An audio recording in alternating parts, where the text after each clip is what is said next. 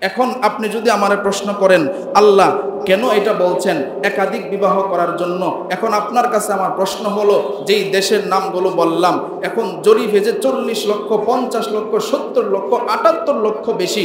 এখন মনে করেন আপনার একটা বোন, আপনার একটা মেয়ে আমেরিকাতে থাকে, এখন এক একটা পুরুষ এক একটা বিয়ে করছে, কথার কথা এখন 78 লক্ষ মেয়ে তো পুরুষ পায় নাই। এখন তারা বিবাহ হবে কার কাছে বলেন? তারা বিবাহ হবে কার কাছে? জার্মানিতে 40 লক্ষ মেয়ে, তার বিবাহ হয় নাই, কারণ পুরুষের চাইতে 40 লক্ষ মেয়ে বেশি। একজন একজন পুরুষ বিবাহ করলে 40 লক্ষ মেয়ে বাদ থাকে। দেখেন আল্লাহর কুদরত।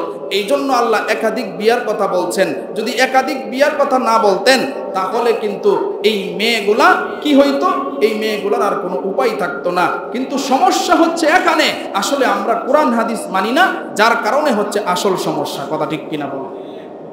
আলহামদুলিল্লাহ আলহামদুলিল্লাহ ওয়া কাফা ওয়া সালামুন আলা ইবাদিহিল্লাযীনা ইসতাফা আম্মা বা'দু ফাআউযু বিল্লাহি মিনাশ শাইতানির রাজীম।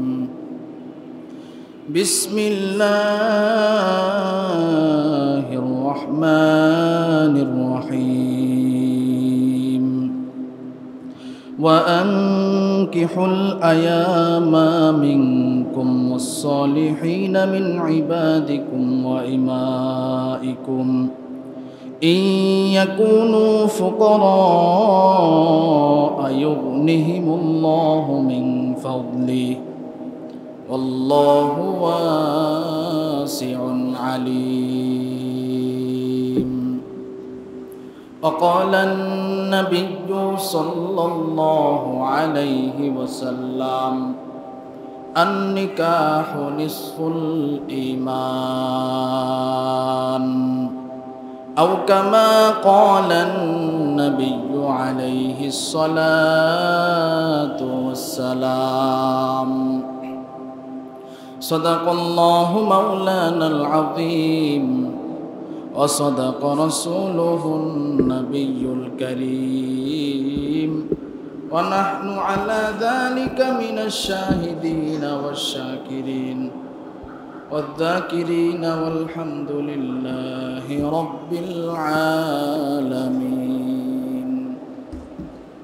আমরা সকলেই নবীর উপরে দুরূদ শরীফ পড়ি। আল্লাহুম্মা সাল্লি আলা মুহাম্মাদিন ওয়া আলা আলি মুহাম্মাদ কামা সাল্লাইতা আলা ইব্রাহিম ওয়া আলা আলি ইব্রাহিম ইন্নাকা হামিদুম মাজিদ। আল্লাহুম্মা বারিক আলা মুহাম্মাদিন ওয়া আলা আলি মুহাম্মাদ কামা বারাকতা আলা ইব্রাহিম ওয়া আলা আলি ইব্রাহিম ইন্নাকা হামিদুম মাজিদ। আলহামদুলিল্লাহ, আল্লাহ পাকের দরবারে লাখো কোটি শুকরিয়া যে মহান রব্বুল আলামিন আমাদেরকে ভালোবেসে মহব্বত করে আদর করে মায়া করে পবিত্র জুমার দিনে মসজিদে আসার বসার এবং কোরআন হাদিসের আলোকে কিছু কথা আমাকে বলার, আপনাদেরকে কিছু কথা শুনবার তৌফিক দান করেছেন। এজন্য সকলেই শুকরিয়া আদায় করি, বলি আলহামদুলিল্লাহ। শুকরিয়া আদায় করলে খুশি হন কে? আল্লাহ। আজকে আমাদের মতো কত মানুষ এই টাইমে এই সময়ে চুরি করতেছে, জিনাহ করতেছে, ব্যভিচারে লিপ্ত আছে না নাই? আমাদের মতো কত মানুষ আজকে জেলখানায় বন্দী আছে। আমাদের মতো কত মানুষ বিভিন্ন ব্যস্ততার মধ্যে পড়ে আছে, বিপদ আপদ বালা মুসিবতের মধ্যে পড়ে আছে। আমাদের মতো কত মানুষ আজকে এই দিনে দুনিয়া থেকেও বিদায় হয়ে গেছে। কথা ঠিক কিনা বলেন? আল্লাহ আমাদেরকে দয়া করে মায়া করে আল্লাহর ঘর মসজিদে আনছেন, এই জন্য আমরা আবারও শুকরিয়া আদায় করি, বলি আলহামদুলিল্লাহ। মুহতারাম হাজিরিন, আমি আপনাদের সামনে কোরআনে কারীমের সূরা নূরের 32 নম্বর আয়াতে কারিমা তেলাওয়াত করেছি। আল্লাহ রাব্বুল আলামিন এখানে খুব গুরুত্বপূর্ণ বিষয়ের আলোচনা করেছেন। এই আলোচনাটা আমি এই জন্যই নিয়েছি, কারণ বর্তমান অবস্থা আমি এরকম দেখতেছি যে মানুষ গুনাহের দিকে এতটাই ধাপিত হচ্ছে যেটা ইবাদতের কাজে দাপিত হয় না। কথা ঠিক কিনা বলেন? আল্লাহ তাআলা দুইটা রাস্তা রাখছেন, একটা হইল ভালো আর একটা হইল মন্দ। আর এই দুইটা রাস্তা রাখার কারণ হইল বান্দাদেরকে আল্লাহ পরীক্ষা করার জন্য। কেউ ইচ্ছা করলে ফারিকুম ফিল জান্নাহ, জান্নাতের রাস্তায় চলতে পারবে। কেউ ইচ্ছা করলে ফারিকুম ফিন নার, ফারিকুম ফিস সাঈর, ইচ্ছা করলে সে জাহান্নামের রাস্তাও অবলম্বন করতে পারে।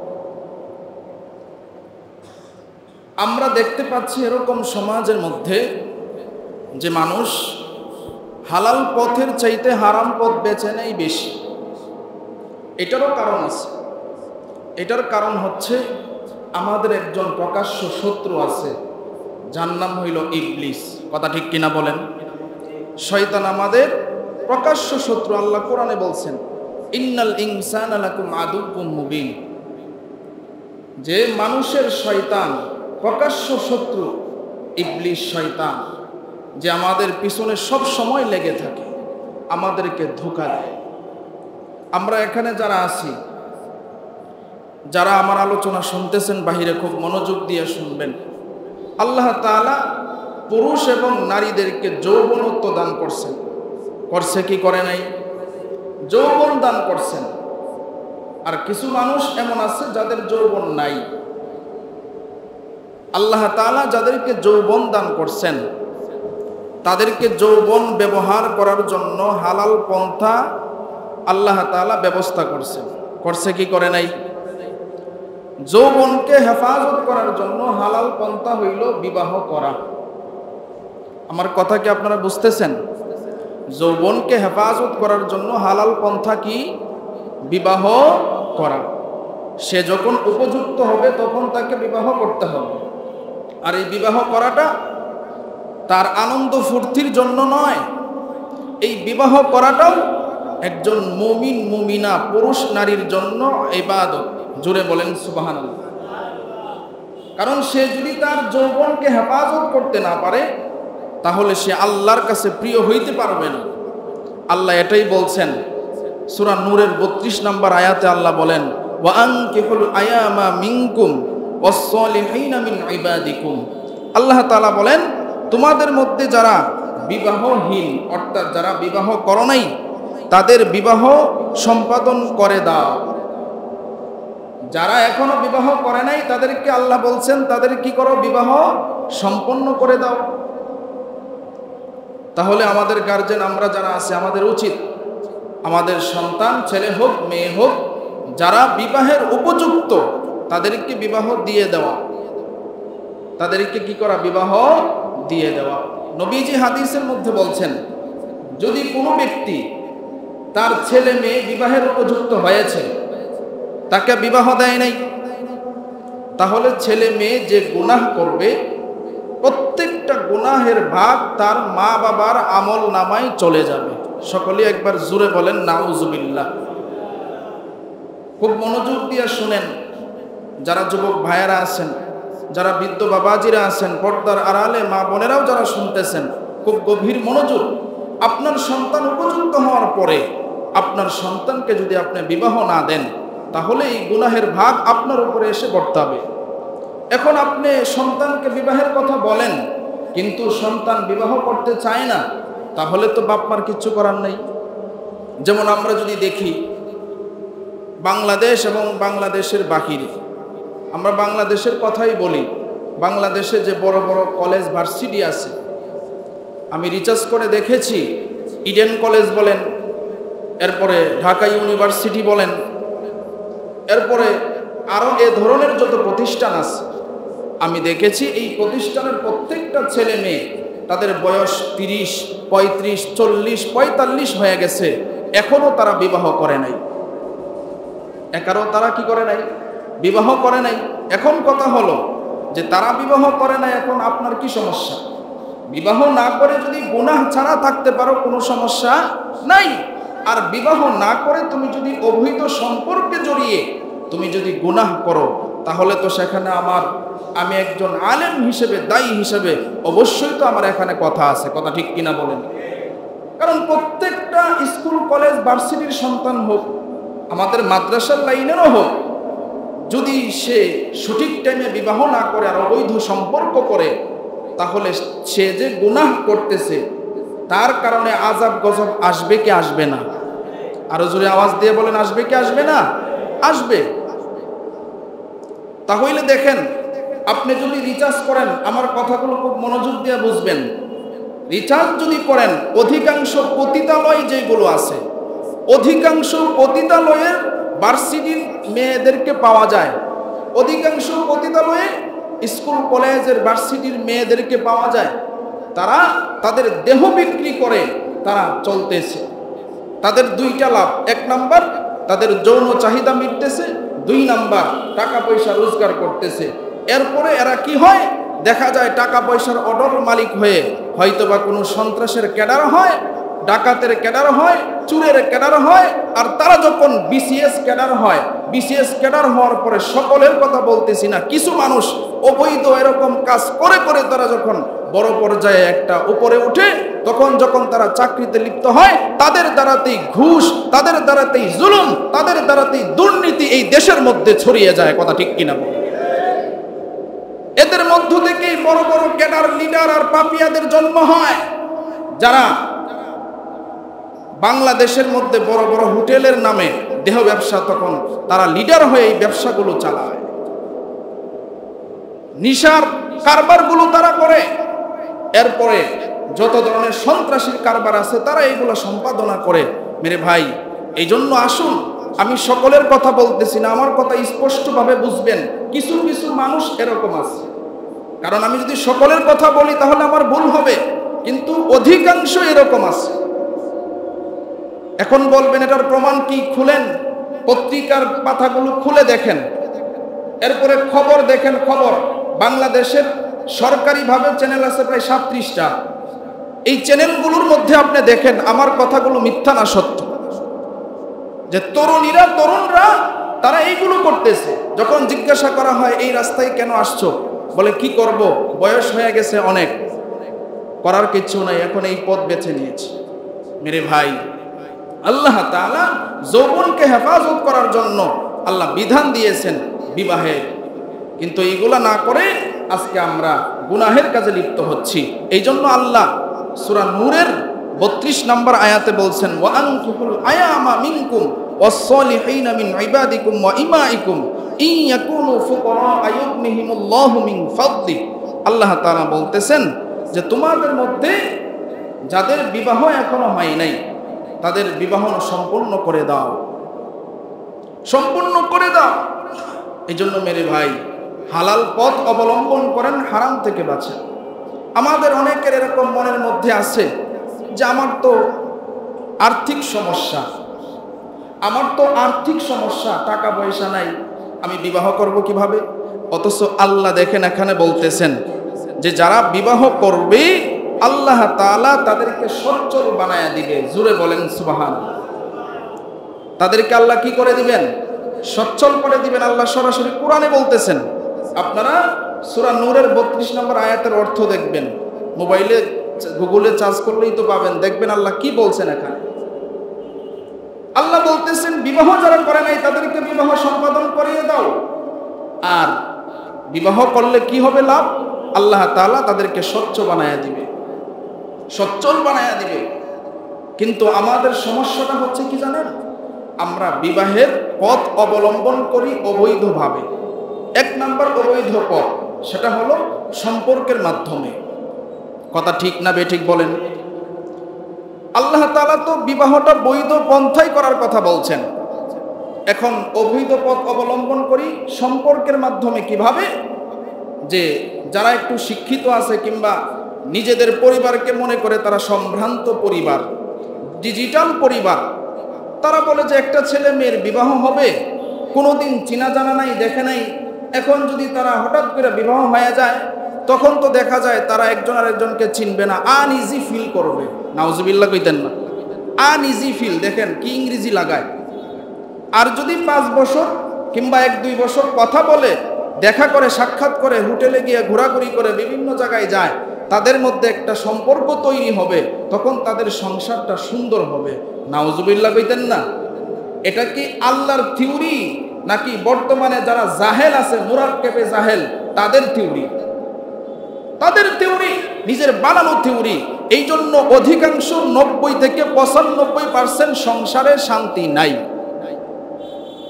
কারণ আল্লাহ তাআলা যে বৈধতা দিয়েছেন, আল্লাহ তাআলা যে হুকুম দিয়েছেন, এটার বিপরীতে যে কাজটাই করা হয়, এই কাজের মধ্যে শান্তি নেই। দেখেন, যখন সে সম্পর্কে জড়ায়, তখন কিছুদিন সম্পর্ক হওয়ার পরে অনেক আমরা এরকম দেখেছি যে তাদের বিবাহটা অধিকাংশ সময় হয় না।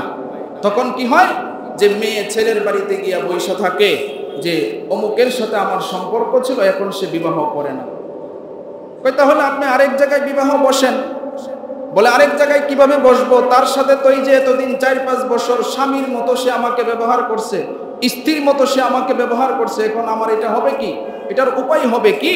আরে বোকা, তুমি, তোমার বিবাহ হয় নাই।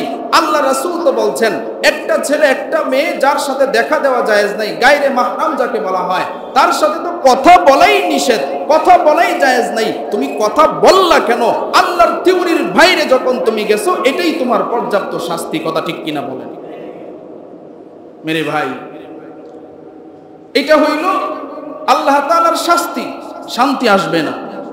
2 নাম্বার পথ অবলম্বন করে মানুষ, সেটা হলো বাংলাদেশের বলেন, বাংলাদেশের বাহিরে বলেন, বৈজ্ঞানিকরা রিসার্চ করে দেখছে যে বাংলাদেশের মধ্যে পর্নোগ্রাফি সাইট যেইগুলো আছে, ওয়েবসাইট বলা হয়, এইগুলো সবচাইতে বেশি দেখে বাংলাদেশের মানুষ, ইন্ডিয়ার মানুষ, বাংলাদেশের মানুষ।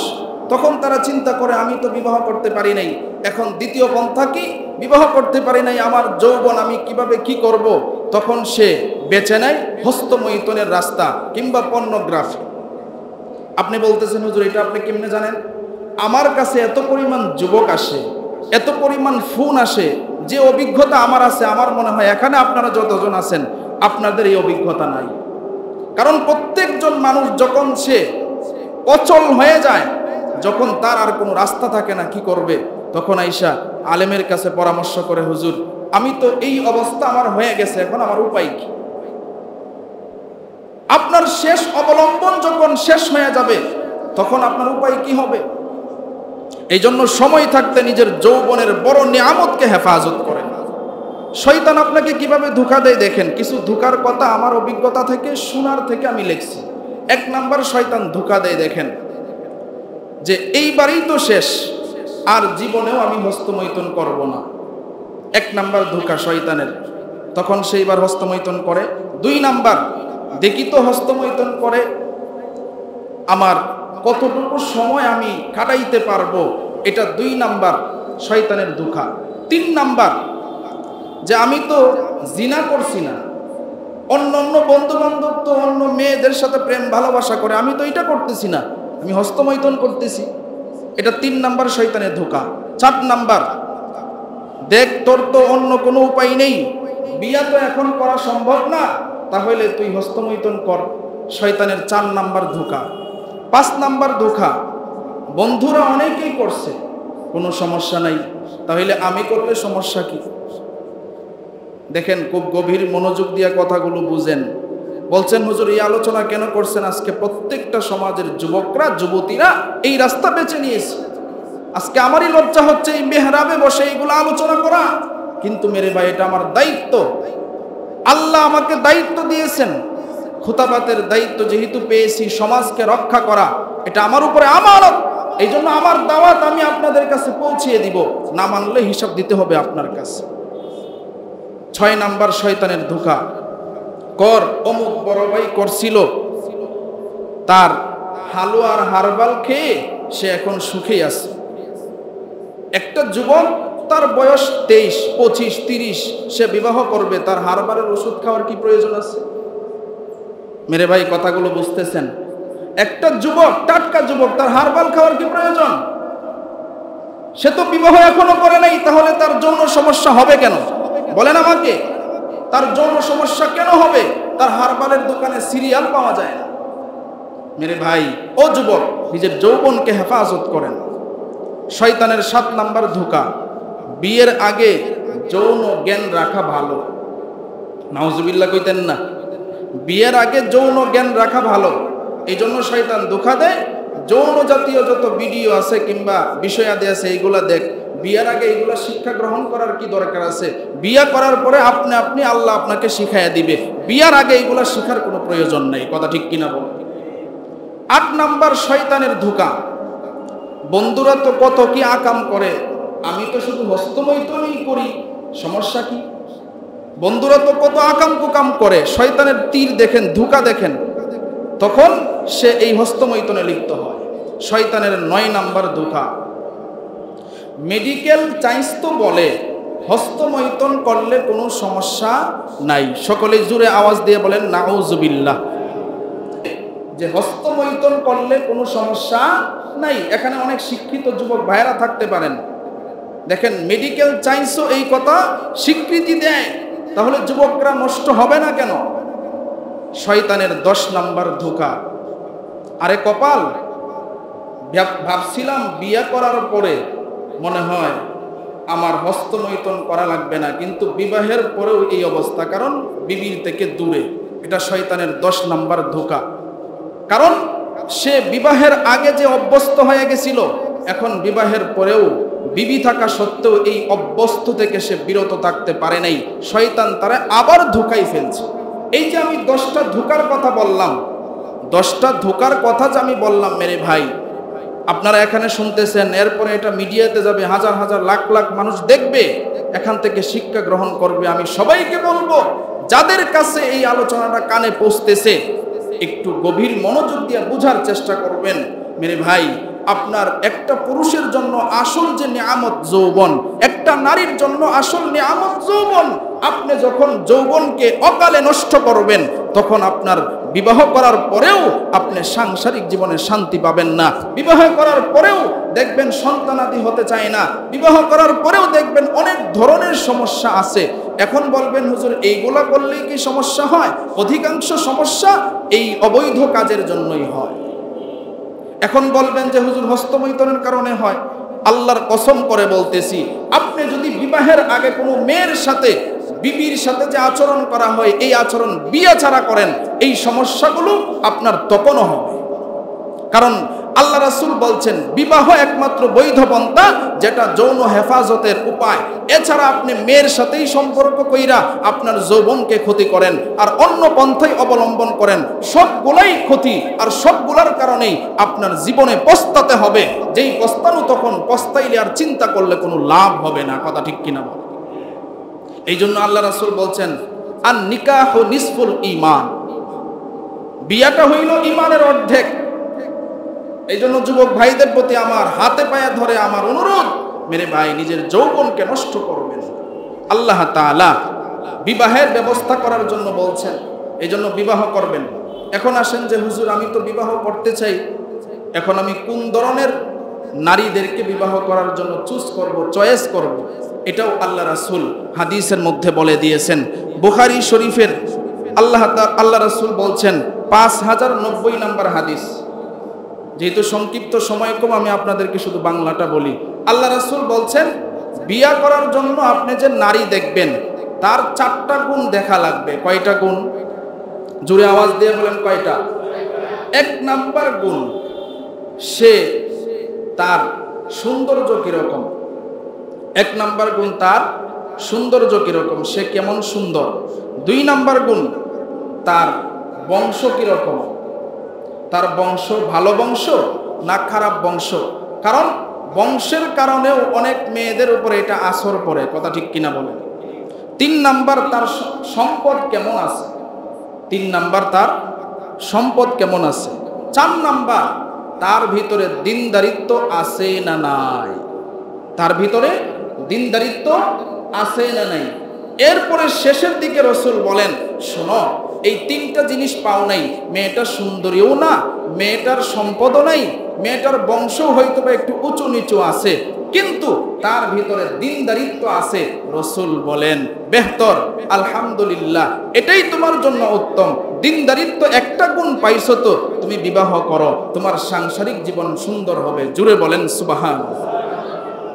তাহলে মেরে ভাই, আমরা যারা গার্জেন আছি তারাও বুঝবো, যারা যুবক যুবতীরাও শুনতেছি তারাও বুঝবো যে এই বিষয়গুলো নবীজি দেখার জন্য বলছেন।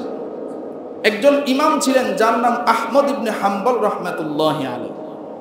তিনি যখন বিবাহের উপযুক্ত হলেন তখন তিনার চাচিকে তিনি বলতেছেন, তিনার চাচিকে বলতেছেন, অমুক বাড়িতে আমি শুনছি যে একজনের 2-3টা মেয়ে আছে, আপনি একটু জানতো, গিয়া দেখে আসেন মেয়েগুলা কি অবস্থা। আহমদ ইবনে হাম্বল রাহমাতুল্লাহি আলাইহি তিনার চাচিকে এই কথা বললেন। তিনার চাচি আবার অমুক বাড়িতে চলে গেলেন। বাড়িতে যাওয়ার পর এবার ওই মেয়েগুলাকে দেখলেন, দেখার পরে তিনি চলে আসলেন। আহমদ ইবনে হাম্বল রাহমাতুল্লাহি আলাইহি তিনি বলতেছেন, চাচি আপনি যে মেয়ে দেখতে গেছিলেন, মেয়েগুলাকে কেমন দেখলেন? এবার তার চাচি কয়, ছোট মেয়েটা বেশি সুন্দরী, আর বড় মেয়েটা সুন্দরী না।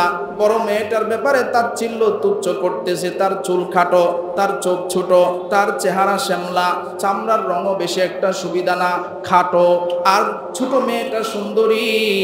আহমদ ইবনে হাম্বল রাহমাতুল্লাহি আলাইহি বলেন, ও চাচি জান, আপনি আমারে আগে বলেন কার ভিতরে দিনদারিত্ব বেশি, কার ভিতরে দিনদারিত্ব বেশি?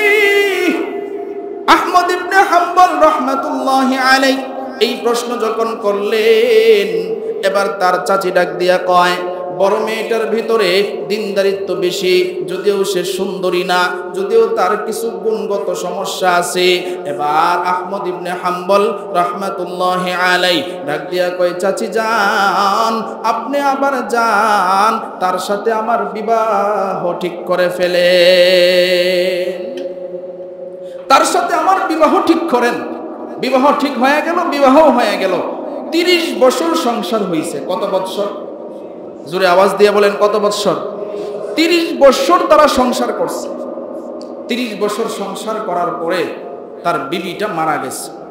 বিবিটা মারা যাওয়ার পরে এবার তিনি কবরে রাখার পরে আল্লাহর কাছে দোয়া করতেছেন, আল্লাহ, আমার যিনি সঙ্গী ছিল তিনি আজকে কবরে চলে গেছে, আমি তো দুনিয়াতে, আল্লাহ তার উপরে আমি সন্তুষ্ট, তুমিও তার উপরে সন্তুষ্ট হয়ে যাও। জুড়ে বলেন সুবহানাল্লাহ।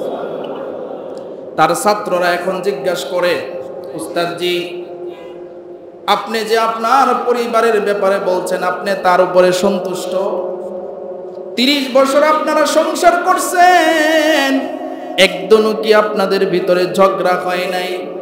একদিনও কি আপনার কথা অমান্য করে নাই? এবার আহমদ ইবনে হাম্বল রাহমাতুল্লাহি আলাইহি বলতেছেন, শোনো, 30 বছরের মধ্যে কোনোদিন আমাদের সংসারের মধ্যে ঝগড়া হয় না, কোনোদিন ঝগড়া হয় নাই। তবে হ্যাঁ, যদি কোনোদিন দেখছি যে এরকম কোনো ভাব কিংবা মন খারাপ, তখন আমি চুপ রয়েছি। আমার বিবির সমস্যা দেখলে আমি চুপ রয়েছি, আর আমার সমস্যা দেখলে আমার বিবি চুপ রয়েছে। সুতরাং যখন চুপ হয়ে গেছে তখন তো আর কোনো সমস্যা নাই। আর বেশি কথা বললেই তো ঝগড়া আরো বাড়ে, কথা ঠিক কিনা বলেন? ঝগড়া তো আস্তে আস্তে শুরু হয়, প্রথম থেকে শুরু হয়। এই জন্য ভাই, আমরা সকলেই খুব ভালোভাবে বোঝার চেষ্টা করব যে বিবাহের ক্ষেত্রে রাসূল বলছেন 4টা বিষয় দেখতে হবে, কিন্তু দিনদারিত্ব প্রাধান্য বেশি। যদি দিনদারিত্ব থাকে, এই সংসার করার সময় আপনার শান্তি কপালে জুটবে।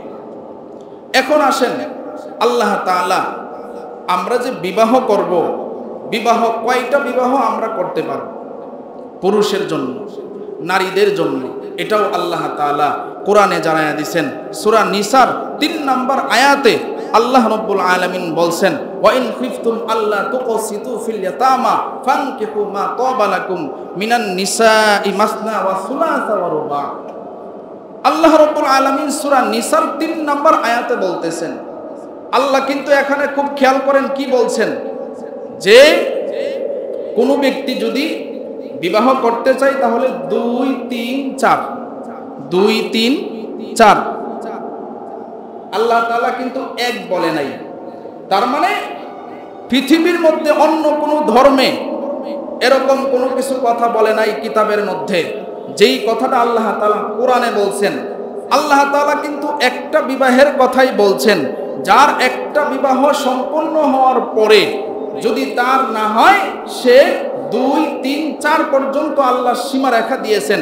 তবে আল্লাহ এটাও পরে বলে দিয়েছেন যে শোনো, যদি তুমি বিবির হক রক্ষা করতে পারো তাহলে, আর না হয় না। সুবহানাল্লাহ কইতেন। বিবির হক সম্পূর্ণভাবে সমানভাবে যদি তুমি রক্ষা করতে পারো তাহলে তুমি এক বিবাহ করার পরে 2, 3, 4 পর্যন্ত যাইতে পারবা। কিন্তু তুমি যদি বিবির হক রক্ষা করতে না পারো, তুমি দ্বারে কাছেও যাইতে পারবা না। সুবহানাল্লাহ কইতেন। আপনি দেখেন অন্য অন্য যত ধর্ম আছে, খুব খেয়াল করেন, অন্য অন্য যত ধর্ম আছে, কোনো ধর্মের মধ্যে কোনো সীমা রেখা নাই। এখন আপনারা যদি প্রশ্ন করেন, হুজুর, যে আল্লাহ তাআলা একাধিক বিয়ার কথা কেন বললেন? অনেক সময় তো হুজুরদের কথা বিশ্বাস হয় না, এই জন্য বৈজ্ঞানিকদের কিছু থিওরি আপনাদেরকে বলব। মেডিকেল সায়েন্স বলে যে একটা ছেলে গর্ভে ধারণ হওয়ার পরে, একটা ছেলে যখন মায়ের গর্ভে আসে, ছেলে সন্তান যেইগুলো মায়ের পেটে আসে, ছেলে সন্তান মারা যায় বেশি মেয়েদের চাইতে, আর মেয়েরা বাঁচে বেশি। দেখবেন মেডিকেল সায়েন্স এটা বলে। এখন পৃথিবীর মধ্যে যদি আপনি যদি যাচাই করেন, মনে করেন ইন্ডিয়ার মধ্যে আমি রিসার্চ করে দেখছি, এখানে পুরুষের চাইতে মেয়েদের সংখ্যা বেশি। খেয়াল করতেছেন? আমার কথা বিশ্বাস না হইলে আপনারাও রিসার্চ করবেন। পুরুষের চাইতে ইন্ডিয়ায় মেয়েদের সংখ্যা বেশি। এর কারণ কি? এর কারণ হইল ওই জায়গার মধ্যে মাতৃত্ব গর্ভ ধ্বংস করা হয়, হত্যা করা হয়। কেমনে? যখন শুনে যে মেয়ে পেটে আসছে, তখন ইন্ডিয়ার অধিকাংশ পুরুষরা গর্ভে তার সন্তানকে হত্যা করে। জোরে বলেন নাউজুবিল্লাহ। জরিফে আসছে প্রতিদিন 3000 সন্তান মেয়ে ইন্ডিয়াতে গর্ভের মধ্যে পুরুষরা মারে। নাউজুবিল্লাহ কইতেন। তাদেরকে বিভিন্ন মেডিসিন দিয়ে হত্যা করা হয়। ভালো করে শুনেন, একটা সন্তান যখন গর্ভে আসে, আপনি যদি ওই সন্তানকে কোনোভাবে নষ্ট করেন, একটা মানুষকে হত্যা করলে যেই পরিমাণ গুনাহ হবে, এর চাইতে ভয়ঙ্কর গুনাহ হবে গর্ভ নষ্ট করার গুনাহ। কথা ঠিক কিনা বলেন? আল্লাহ রাসূল এটা জানায়া দিয়েছেন। এই জন্য সাবধান, গর্ভে যদি সন্তান চলে আসে, কোনো সময় সন্তানকে নষ্ট করবেন না। সন্তানকে নষ্ট করলে, হত্যা করলে, মার্ডার করার যে পরিমাণ গুনাহ, এর চাইতেও জঘন্য গুনাহ আপনার হবে। আল্লাহর কাছে হিসাব দিতে হবে। বৎসরে ইন্ডিয়াতে 10 লক্ষ সন্তানকে গর্ভে হত্যা করা হয়, জরিপে আসছে। এছাড়া যত দেশ আছে সব জায়গায় পুরুষের চাইতে মেয়ে বেশি। যেমন আপনি যদি আমেরিকাতে যান, আমেরিকা তো সর্বোচ্চ একটা, আমরা মনে করি যে তারা সুপার পাওয়ার, কিন্তু আসলে সুপার পাওয়ার তারা নয়। সুপার পাওয়ার হইল তারা যাদের ভিতরে ঈমান আছে। কথা ঠিক কিনা? ঈমান আছে। ধন সম্পদের হইলেই আর সবকিছু হইলেই সুপার পাওয়ার হয় না। সুপার পাওয়ার হয় যার ভিতরে ঈমানের নূর আছে। কথা ঠিক কিনা? তাদেরকে যাচাই করেন। আমেরিকাতে পুরুষের চাইতে মেয়েদের সংখ্যা হইল 78 লক্ষ বেশি। পুরুষের চাইতে মেয়েদের সংখ্যা কত লক্ষ বেশি? 78 লক্ষ বেশি। এখন আপনি চিন্তা করেন, একটা পুরুষ যদি একজনকে বিয়ে করতে চায়, তাহলে 78 লক্ষ নারী বিবাহ ছাড়া থাকে। এটা একটা প্রশ্ন। 2 নাম্বার, আমেরিকাতে প্রায় আপনার 300 কোটিরও বেশি, না 30 কোটিরও বেশি মেয়ে আপনার যে এমন অবস্থা যে তারা পতিতালয়ের কাজ করে। কিসের কাজ করে? পতিতালয়ের কাজ করে। এরপরে আপনি যদি জার্মানিতে যান, জার্মানিতে আপনার পুরুষের চাইতে মেয়েদের সংখ্যা হইল 50 লক্ষ। কত লক্ষ? 50 লক্ষ। আপনি যদি রাশিয়াতে যান, রাশিয়াতে জরিপ করে পাওয়া হয়েছে পুরুষের চাইতে মেয়েদের সংখ্যা হইল 70 লক্ষ বেশি। ইংল্যান্ডে পুরুষের চাইতে মেয়েদের সংখ্যা হইল 40 লক্ষ বেশি। এখন আপনি যদি আমারে প্রশ্ন করেন, আল্লাহ কেন এটা বলছেন একাধিক বিবাহ করার জন্য। এখন আপনার কাছে আমার প্রশ্ন হলো, যেই দেশের নামগুলো বললাম, এখন জরিপ হয়েছে 40 লক্ষ, 50 লক্ষ, 70 লক্ষ, 78 লক্ষ বেশি। এখন মনে করেন আপনার একটা বোন, আপনার একটা মেয়ে আমেরিকাতে থাকে, এখন এক একটা পুরুষ এক একটা বিয়ে করছে, কথার কথা। এখন 78 লক্ষ মেয়ে তো পুরুষ পায় নাই। এখন তারা বিবাহ হবে কার কাছে বলেন? তারা বিবাহ হবে কার কাছে? জার্মানিতে 40 লক্ষ মেয়ে, তার বিবাহ হয় নাই, কারণ পুরুষের চাইতে 40 লক্ষ মেয়ে বেশি। একজন পুরুষ বিবাহ করলে 40 লক্ষ মেয়ে বাদ থাকে। দেখেন আল্লাহর কুদরত। এই জন্য আল্লাহ একাধিক বিয়ার কথা বলছেন। যদি একাধিক বিয়ার কথা না বলতেন তাহলে কিন্তু এই মেয়েগুলা কি হইতো? এই মেয়েগুলার আর কোনো উপায় থাকতো না। কিন্তু সমস্যা হচ্ছে এখানে, আসলে আমরা কোরআন হাদিস মানি না, যার কারণে হচ্ছে আসল সমস্যা। কথা ঠিক কিনা বলেন? তবে আপনারা এটা মনে করেন না, মা বোনেরা শুনে হয়তো বলতে পারে যে হুজুর দুই একাধিক বিয়ার কথা বলতেছে না। আল্লাহ কিন্তু 2, 3, 4 বলছেন। এক বিবাহ হওয়ার পরে তার হক যদি সম্পূর্ণ আদায় করতে পারো, এরপরে তুমি যদি মাসনার মধ্যে যাও, মানে দ্বিতীয় বিয়ে, তার হক আদায় না করতে পারলে যাওয়া যাবে না। তার হক পুঙ্খান্ন আদায় না করতে পারলে যাওয়া যাবে না, করতে পারলে যাইতে হবে। কিন্তু অধিকাংশ আজকে যদি আপনি পরিবারের দিকে তাকান, দেখবেন স্বামী স্ত্রীর হক আদায় করতে পারে না, স্ত্রী স্বামীর হক আদায় করতে পারে না। কথা ঠিক কিনা বলো? সেটা সর্বদিক দিয়ে হোক, হয়তোবা তার ভরণ পোষণ ঠিক মতো দেয় না, এরপরে তাকে যেইভাবে তার হক আদায় করার দরকার এটা দেয় না। এই যে সমস্যাগুলি প্রত্যেকটা সংসারে আছে, আপনি অবাক হবেন, অবাক। ওই দিন মিরপুর থেকে একটা ফোন আসছে, যেহেতু আপনারা চিনেন না এটা বলা যায়। তখন বলতেছে তার বিবাহের সংসারের বয়স হয়েছে 20 বছর। কত বছর? 20 বছর। 1.5 বছর বয়সে তার স্বামী তারে তালাক দিছে। যখন বিবাহের বয়স হয়েছে কত বছর? 1.5 বছর। এরপরে তালাক হয়েছে। তালাক শুধু একবার দুইবার নয়, এরকম প্রতিদিন সপ্তাহে ঝগড়া হইতেছে। আর কয় তোরে আমি 1 তালাক দিলাম, 2 তালাক দিলাম, 3 তালাক দিলাম, এরকম ভাবে চলতেছে। এলাকার মাথার বড়া হিসাব মিলাইয়া দেয়। এরপরে আবার তারা সংসার করতেছে। 1.5 বছরের মাথায় তার একটা সন্তানও হয় নাই, এখন সে 3 সন্তানের মা হয়েছে। বলেন তো সন্তানগুলো কি সঠিক হয়েছে না জারজ হয়েছে? কারণ একটা লোক যখন তালাক দেয়, শরীয়তের কিছু বিধিবিধান যদি মেনে ওই বউকে না আনা হয়, তাহলে এই সংসার করাটা কি জায়েজ নাকি না জায়েজ? তাহলে চিন্তা করেন, এখন সে আমারে বলতেছে হুজুর সংসারে তো আমি শান্তি পাচ্ছি না। তাদের এলাকায় আমি একটা প্রোগ্রামে গিয়েছিলাম, তখন তার ভাই ওই মাহফিলের মোটামুটি একটা ভালো পর্যায়ে কমিটির দায়িত্বে ছিল। সে আমার সাথে কন্ট্যাক্ট করেছে। তাহলে দেখেন, এরকম আপনাদেরকে যদি আমি এরকম রিপোর্ট দিতে থাকি, অনেক রিপোর্ট আমি আপনাদেরকে দিতে পারবো। অনেক সমাজ এমন আছে যে সমাজের 80% পরিবারও যদি যাচাই করা হয়, দেখবেন স্বামী স্ত্রী ঝগড়া লেগে 3 তালাক দিয়া ফেলছে, এরপরে সংসার করতেছে। এখন বলেন, 3 তালাক দেওয়ার পরে তার বউ তো আর বউ থাকে না। একটা বাহিরের মেয়ে যেরকম, তার সাথে থাকলে যেরকম জিনা হবে, আপনি 3 তালাক দেওয়ার পরে আপনার বউর সাথে যদি শরীয়ত সম্মত যে বিধিবিধান না মেনে আপনার বিবিকে ঘরে রাখেন, তাহলে সেই পরিমাণ জিনা হবে, বরঞ্চ আরো বেশি গুনাহ হবে। কারণ আপনি বৈধ মনে করে এই গুনাহগুলো করতেছেন। তাহলে চিন্তা করেন আপনার সংসারে শান্তি আসবে কিভাবে মেরে ভাই? এই জন্য আল্লাহ তাআলা এই বিধিবিধানগুলো আমাদেরকে দিয়েছেন। আমি আপনাদেরকে কোরআন থেকে বুঝাইছি, এরপরে স্বাভাবিক যে বৈজ্ঞানিক এই থিওরিটাও আমি আপনাদেরকে দিছি। এখন দেখেন গুনার হারটা কেন আমাদের বাড়ছে। কারণ আমরা বৈধ পন্থা অবলম্বন করি না। আমরা যদি সমাজে যদি বিবাহের রাস্তাটা বেছে নিতাম, তাহলে আমাদের সংসারে শান্তি হইতো। আর এখন আমরা কি করি? অবৈধ সম্পর্ক করি। বিবাহের পরে অনেক মহিলারা পরকিয়া করে, অনেক পুরুষরা বিবাহের পরে পরকিয়া করে। আর যুবকরা যুবতীরা এই যে হস্তমৈথুন কিংবা পর্নোগ্রাফি কিংবা খারাপ ভিডিও দেখার পরে তার যৌবনকে নষ্ট করতেছে। বলেন তাহলে যুবকরা শক্তিশালী থাকবে কিভাবে? বিবাহের আগেই তো সব শেষ। কথা ঠিক কিনা বলেন? এই জন্য আপনাদের পা যদি আগায় দেন, আমি ধরতে রাজি আছি। এই বড় ক্ষতিটা আপনি নিজের ক্ষতিটা করবেন, নিজের ক্ষতিটা আপনি করবেন না মেরে ভাই। সময়ও শেষ হয়ে গেছে, আর সামনে আগাইতে পারলাম না। আল্লাহ তাআলা